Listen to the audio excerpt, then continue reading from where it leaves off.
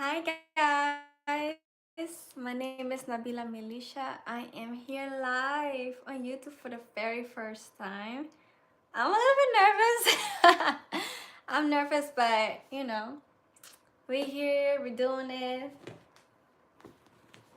Thank you for watching. If you are new here, welcome in for the first time. Hopefully you stick around.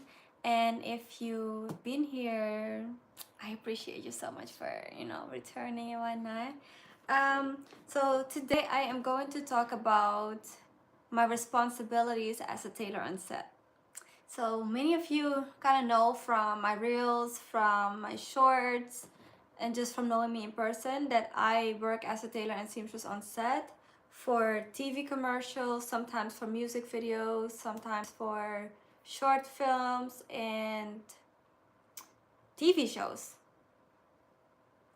Um, so I wrote a little guideline of so I can keep track of what I'm talking about. Cause guys, I am so new to this. Okay, so bear with me. Um, who have I worked with? I have. I started out the very first commercial I've done was with Hotels.com and Vince Carter, and that was in April of 2021. So it's been a while. I'm almost at 3 years, and I really enjoy it. Um, Before I get to why I enjoy it, let me continue this list. So I've worked with him, I've worked with Affleck and Deion Sanders, I have done DoorDash, and I haven't seen the commercials for DoorDash just yet, so it might be that it's gonna come out later at a later time, or maybe they decided not to go with that particular commercial at all. I'm not sure. um, I have done Invesco QQQ, and with them I more so did costume design because they had a particular costume in mind that they wanted, and I basically brought it to life by creating it. um, I've done Crystals with Brittany Renner. That was a very fun commercial. What else have I done? I haven't written down everything on this list, but it's been a lot. It's been a lot. Chase. Chase is one of them. And with Chase, well, actually, I'm not gonna say because also just like the DoorDash one, I haven't seen the Chase commercial, so that might just not be out there. What I like about working on set is that whatever they want you to do, once you've done it, once they like it, that's it, you're done with it, versus designing a whole piece for a customer, and then first you do the pattern making, you do the cutting, you do the sewing, you do the shopping for the fabric, you do the illustration, and that's actually like the beginning stages. It's so much that you have to do before, and then sometimes the people have the audacity to say, this is not what I want. I mean, it's like, this is what we agreed on from the beginning. This is what you told me that you wanted. You send me pictures, you know what I mean? Because sometimes people don't understand that the dress or the design does not come with the body. You know what I mean? Like, you might want a specific piece and you've seen it on somebody else and you're like, oh, I want you to recreate this, which is why I don't like recreating, because how I'm gonna make it might look better on you or it might not, depending on your body. You know what I mean? Because the piece by itself is gonna be beautiful regardless, but can you wear the piece is the question. So that's one thing. Um, and of course, there's so much more that you have to think about when you're actually doing a custom piece that you don't have to think about when you're doing alterations. Like, most of the time, well, not even most of the time, all the time, the piece is already existing and you're only doing alterations to it. So for example, if the dress is a little bit too loose in the waist, all I would have to do is basically cinch in the waist, right? And that's not as hard as making a whole dress from scratch. So I like that part about it. I like that you're not doing as much. I used to not like working behind people, but with alterations it's kind of different. I like the fact that the piece is already existing and I'm only doing minor, alterations, tweaking to it. So and then once you've done the alterations, it's done. You know what I mean? Like most of the time people are like, oh, I like this piece, but I wish it would look this way, or I wish it would look that way, or I wish it was shorter, or tighter. And once you've done the alterations, they just like light up and they're like, oh my goodness, like this looks so good on me. And like sometimes they feel like it's not giving, and because of that their confidence kind of like becomes affected to it in a way. And then when it does look after the alterations how they wanted it to look, they just like they're a whole new person. And that's what I also like about it, which that's something I like about design as well, because once the design is there and they love it, they're like, this is me, like I'm wearing this. So those are the similarities. But overall I do like alterations, in the sense of that once it's done, it's done, and you're not thinking about it anymore. It's not like 3 weeks from now somebody could say, oh, I want you to still do this to it, or I gained weight and I need you to redo this. A lot of times, yeah, that's it's not. Guys, um I don't know if that what I just said makes a lot of sense. I'm not sure. Either way, how I got started, um in in alterations, I started back in 2018, and I had an internship with this lady, and I would basically help her do alterations to whatever pieces she had for whoever. It could be something for prom, or it could be just pants, or it was just a whole bunch of stuff that I would help her tailor and alter, and also make from scratch. So it was a whole sewing, whatever, anything sewing related, design related, alterations related, I did, excuse me, with her. This thing is a little heavy for this shirt, but I love it so much. So that's how I started. That was my first introduction really to alterations, outside of maybe repairing something for myself, like a button, or you know what I mean, a zipper. Not so often, but here and there. And then in the industry of set, so sets for TV commercials, well, no, I haven't done movies just yet, but I really would love to. I really would. So how I got started in the film industry, TV and film industry basically, is one of my close friends, Autumn. She was already in that industry doing the shopping aspect, the styling, and all of that. And one time somebody that she was close to, or is still, needed a tailor and seamstress, and she referred me. And I was like, oh my god, I was freaking out. I was like, I didn't want to like think too hard in it, because a lot of times back then I was like, if I think too hard on it, the opportunity is gonna like flee by. And I was like, okay, I'm just gonna wait. I'm not sure. She's not talking about anything for us. She's not telling me what is expected. She's not telling me the rate just yet. It's just kind of like, would you be able to do this? And I'm like, yes, I would. But she's like, okay, you show proof, or you know what I mean? So I'm like kind of like nervously waiting around, like, am I gonna get the gig? Am I not? And I didn't know who it was with. I didn't know it was with Vince Carter and Hotels.com at the time that I was asked. I was just more so asked, can you do this? And I said yes. I didn't know what to expect, of course. So when I was on set, I was like trying to feel everything out, trying to feel everybody out, and also still making sure that I'm doing what I'm really there for, which is alterations.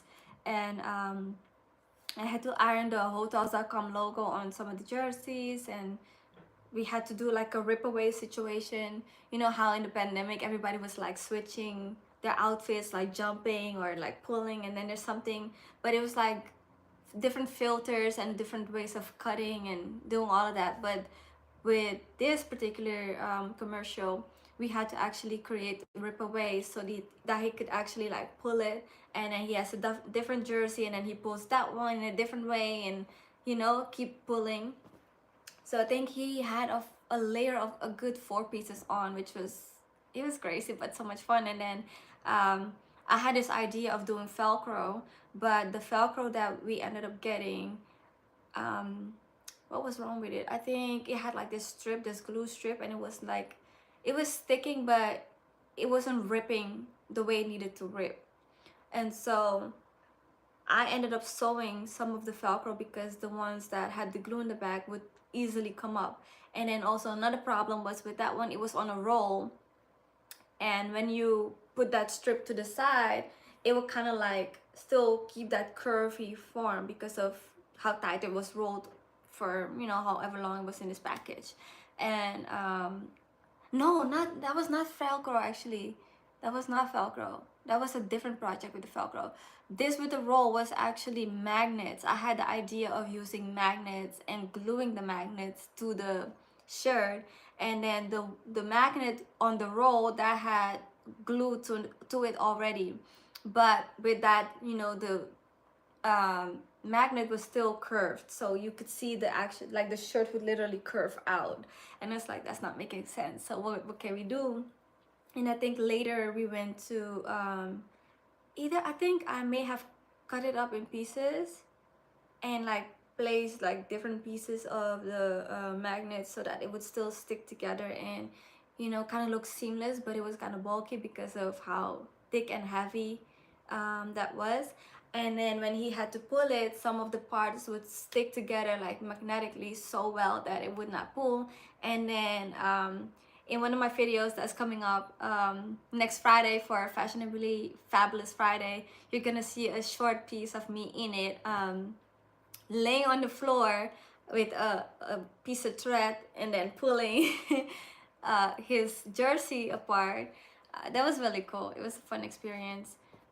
So yeah, that's how I got started. I was basically asked, and after that one, the same person asked me again for a different commercial, which was the one with Affleck and Deion Sanders. And with that, we started in Georgia. We started with the costumes here.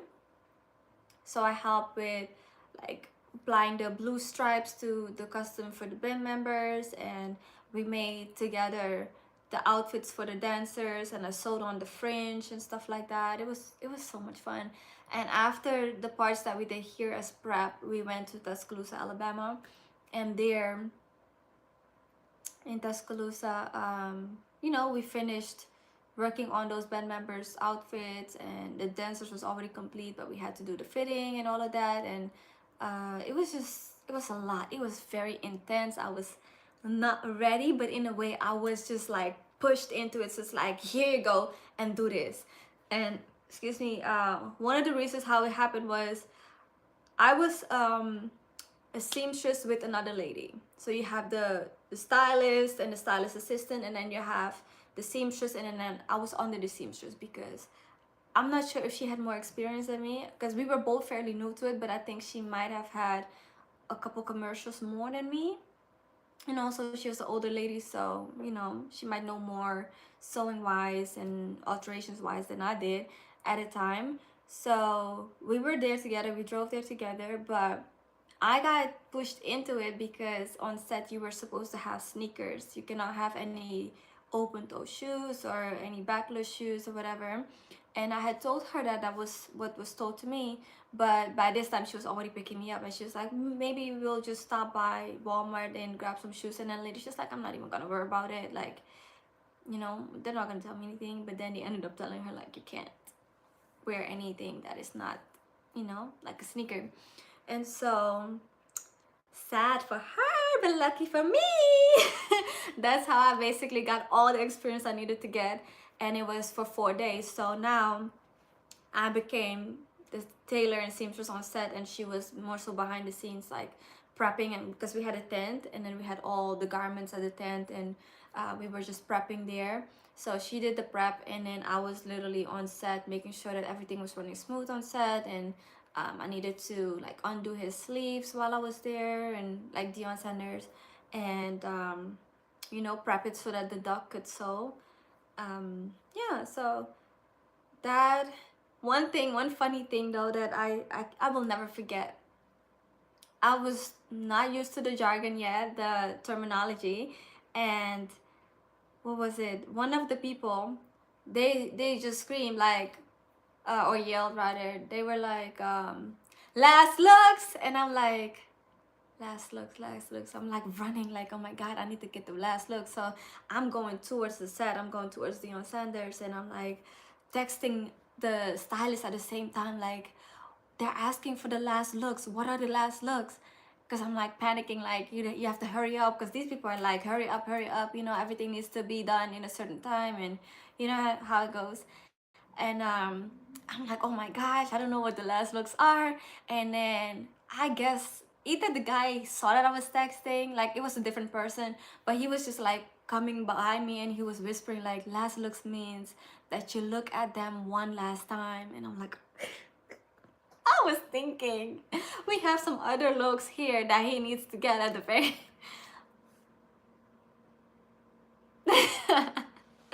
but that's how you learn.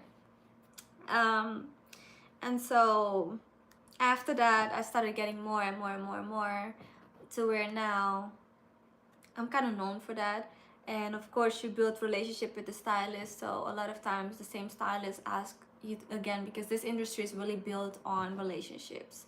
So definitely make connections, keep them, do well, perform, be at your best all the time.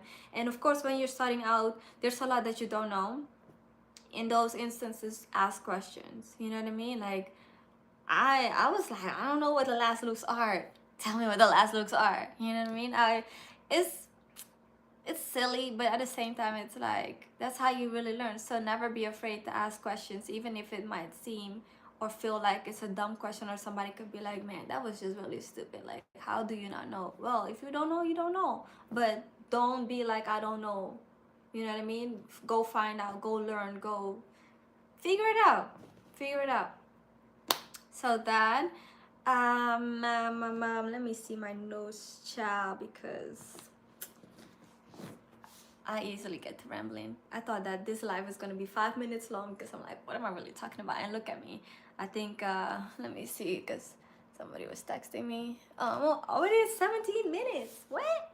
Okay, so that's how I got started. Oh, my responsibilities as a tailor and seamstress on set. First of all, it is to make sure that you, whoever the talent is on set, is snatched.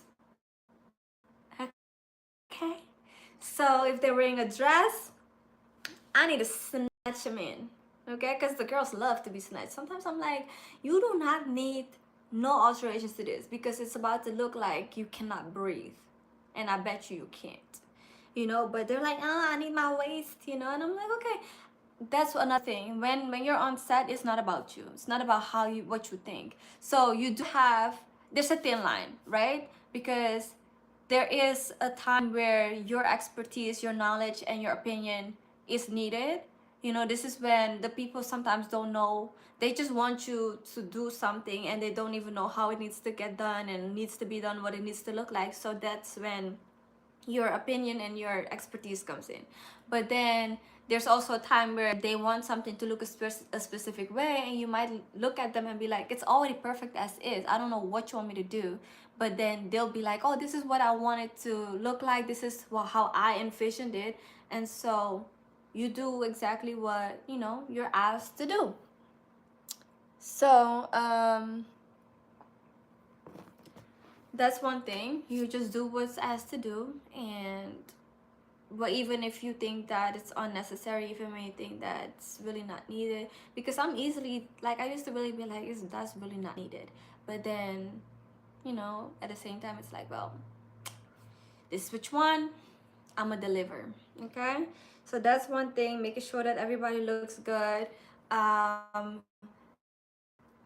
Sometimes it depends on what the garments are. Some of them, you might have to sew the people in. For example, sometimes people have a zipper on a garment and the zipper is broken, so then you have to sew them in the zipper. Or sometimes, like for Kaisnet, for example, we did a short film and he had a towel on and he was running in a towel doing stunts, and you want to make sure that the towel remains consistent the entire time. So for that, I would tag him into it. And tagging means to hand sew him in, like in specific areas, so that the piece would look the same all across the board and be in the same spot, and you know, like it would just be secured. That was the word. So that's one responsibility. Shortening pants, having pants, whatever is needed with the garments, you would do that. Sometimes the stylist would have like hands too short, so then I would jump in. It's really not my responsibility, but a lot of the times if they ask, I'm not gonna say no, especially if I'm not doing anything at the moment. And also a lot of the stylists I do have a relationship with, so naturally, and then I'm not a lazy person, so naturally I'll also ask them like, hey, is there anything I could do? Can I help you with something? You know, when I'm not doing anything and I'm not busy and I don't have anything that's coming up, you know. But when I'm there, I'm making sure that I'm getting acquainted with everything and familiar with everybody. So I'm making sure that I know who's wearing what, when they're wearing it, so that I can be prepared to have everything ready for them. That's more so like assistant side too, because as an assistant you have to like steam everything and hang everything in a specific order, and you know, put all the accessories with it and stuff like that. So I've done assisting jobs too, but mainly right now I'm focusing on tailoring seamstress ing. Okay, so yeah, like when I come in, I typically set up my sewing machine already. And that's another thing, that's a kit. Okay, so I everywhere I go, no matter what job it is, I always bring my kit. I do not feel prepared without my kit. I do not feel like I need to be there if I don't have my kit. Okay, and my kit has everything in it, everything you can imagine. Well, maybe not everything because I'm still building. But for the majority, my kit is huge. It's heavy. That thing is bigger than me, okay? So I have my sewing machine in my kit. I take my sewing machine to set. Do not show up to set thinking, oh, there's gonna be a sewing machine. You will be crying. Yes. So my sewing machine, I start by setting up my sewing machine. I don't always pull my thread out. I typically leave it in my kit, but I am looking at the garments that we're gonna use or that need alterations, and I'll match my thread to that. I keep messing with this thing. Let me leave it alone, okay? It's right there, my little, you know, my little what you call this animal? Giraffe. Okay, so yeah, my thread will be in my kit, and I'll match my thread with the garment that needs alterations. Sometimes you could say let's just be universal and do black and white, but like us tailors, we know that once it's done on the inside, it's not gonna be seen on the outside, so technically it doesn't matter too much. But people on set don't understand that, and to prevent them from questioning me, questioning my credibility, and questioning certain things, I make sure that I have matching thread.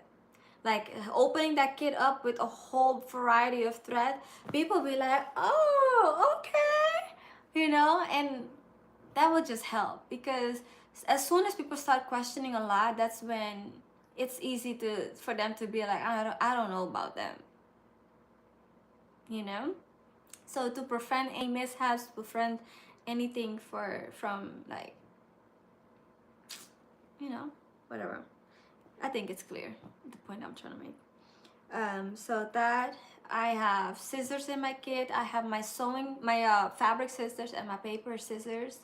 And then my paper scissors I typically use for paper if I need to cut, you know, like the little plastic things on the tags. I'll use those.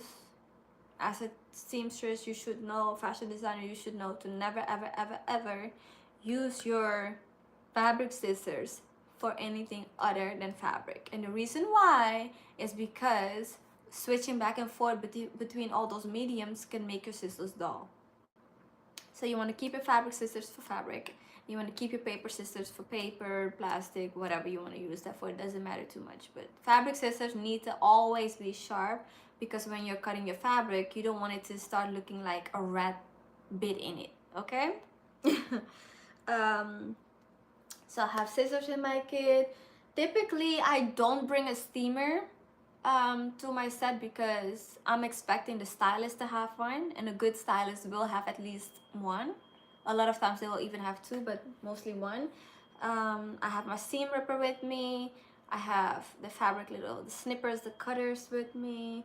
I have safety pins. The stylist will typically always have safety pins, but I like to have my own, because some of them have like them thin, janky kind of pins that they always use for everything. So I have my nice thick sturdy, because sometimes you have to push through a very thick, heavy material, and the better the quality of your safety pins, the easier it is to push through and hold whatever you're trying to hold. And then I have my straight pins, because if I need to, like hem pins, I need to have my pins to keep the hem equal all across the border. I have my chalk if I need to mark anything on the spot. I got my ruler, my measuring tape. Those are the very basic things that I feel like you cannot not show up with. And then I have a variety of colors of thread, which I have the big spools, and I'm thinking, you know what, my kit is heavier than me, I bet you.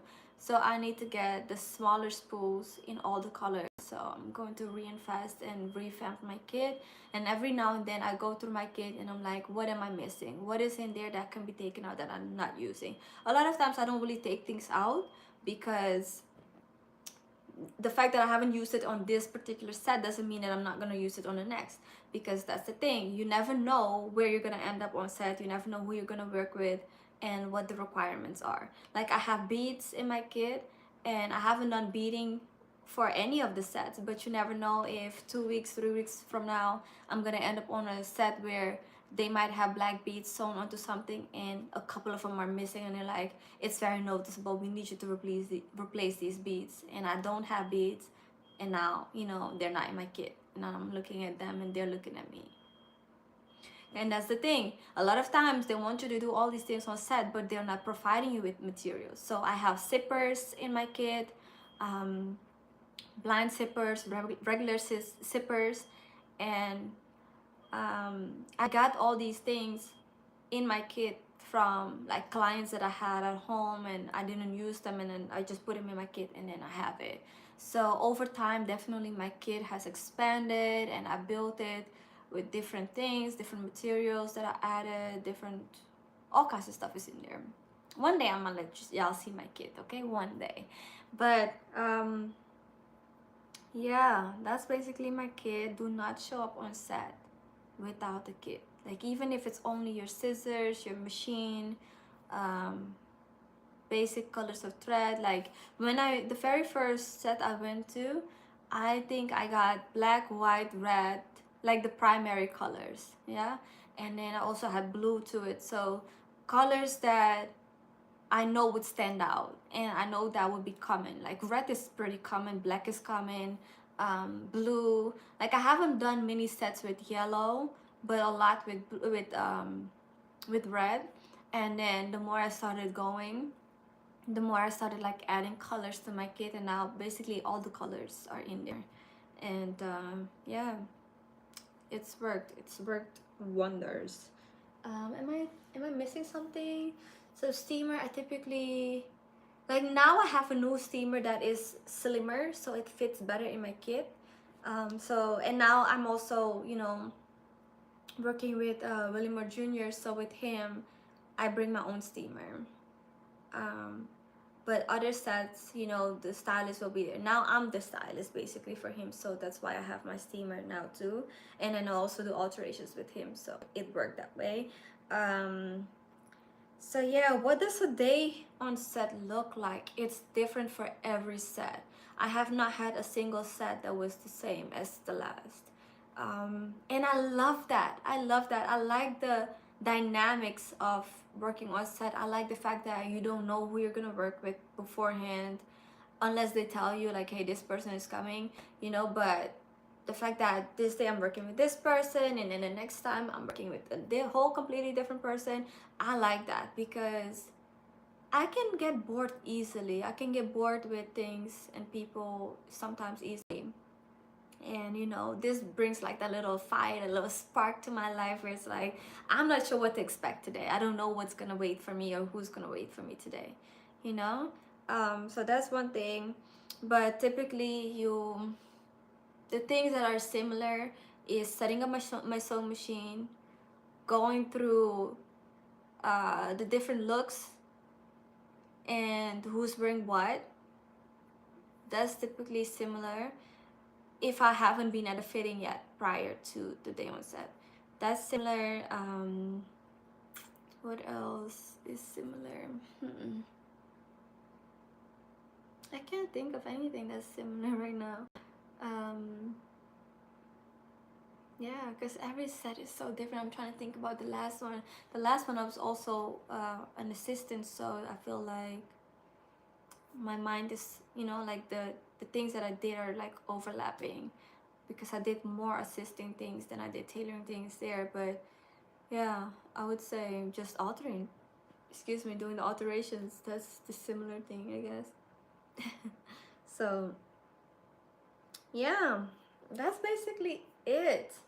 I'm thinking if I'm missing anything and what else I need to tell y'all, because I covered all my notes for the day and I actually talked much more than I thought I would. But I hope that, this was a little fun interaction. I hope that this was, a little informative on what to expect, what to have with you. Let me say this. Do not, don't, do not do, no matter what, is, like I said before, I'm gonna repeat it one more time, show up with no kit. Okay? Do not do that. Do not sit around and not think of solutions. So as soon as you see the stylist like dressing a person, make sure that you're right next to the stylist and looking at the garment as they're putting it on, because a lot of times the garments look just fine when they're hanging on the rack, but once the people start putting it on, you might notice a hole in it and you could be like, oh, hold on, let me just fix this up real quick. Okay? Or you might be like, the waist is not sitting where it needs to sit at, let me fix that, or let me shorten these pants real quick, or you know what I mean, like as a stylist is dressing them, you might notice things and then you pick up on those things and you act on those things. Do not wait for the stylist to come to you and be like, hey, this needs alterations, or hey, fix this. Always be solution minded, right? So if the tailor's like, or the stylist is like, I need this to stay up, right? And you're like, okay, now find a solution on how to get that to stay up. So let's say we're working with what would be good? Maybe boots, or no, let's think of some pants, right? It might be that you want the pants to sit a certain way. So you could say, okay, let's stack it. Let's sew it in different parts so that it stays exactly the way it needs to stay. Or you could say, let's do top stick. Top stick is basically like a double-sided tape that sticks to the body and then the garment. So it's like this long typically and this wide, and then you have the extra strong, you have the regular, and you could put it, even if you're wearing like um, a strapless top or dress, and let's say it keeps falling, you can basically like top stick, put basically the sticky like right here and then the garment on top, and it would literally stay like this. So that's a good thing. Or find a different solution where you can maybe like dart something, like let's say it's a strapless top, and you say, okay, let's do the top stick, but maybe when you do the top stick, now you have a little gap in the armhole. So you could say, okay, let's fix this gap and dart the gap. And then I was getting a call, child. So always find a solution. Do not sit around and wait for the stylist. Like if you genuinely don't know any solution, it's okay to say I don't know, right? But don't sit around and just act like they didn't ask you to fix anything and just wait and just look at them and they look at you, and now it's like we're looking at each other. Like if you don't know, say, okay, well, right now I just can't think of any solution. What do you suggest? Or do you have an idea of what you want it to look like? Like sit there and ask questions. rather than sit there and look at people. Okay, that's one thing. Yeah. I hope that this was informative to you. I don't know anything else right now to add to this, but if you guys have any questions, definitely drop them below. You can follow me on Instagram and DM me. I do answer to my DMs as soon as I see them. My Instagram is Melisha Melice. That is Melicia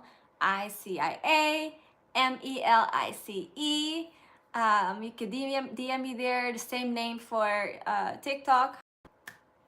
Yeah, or you could just drop them down below in this comment box, and I will answer them in the next live, or I'll just answer you depending on, you know, what the question is. Just in this description, in this, you know, the little chat. We could do that. And if you have tips that I actually didn't even mention, didn't talk about, and you want the world to know because you want to help somebody else, or you want to help me, or you know what I mean, you can also, you know, share those, share your thoughts, share just everything that you'd like to share in, yeah, in fashion, in tailoring and seamstressing, or just if you have something else that you want to share that, you know, is still nice, you know what I mean, you can share that too. But yeah, thank you for watching this. Love you guys. See you in the next video. Oh, and don't forget to like and share this and subscribe to my YouTube channel and, you know, all that good stuff. Okay, guys? Bye!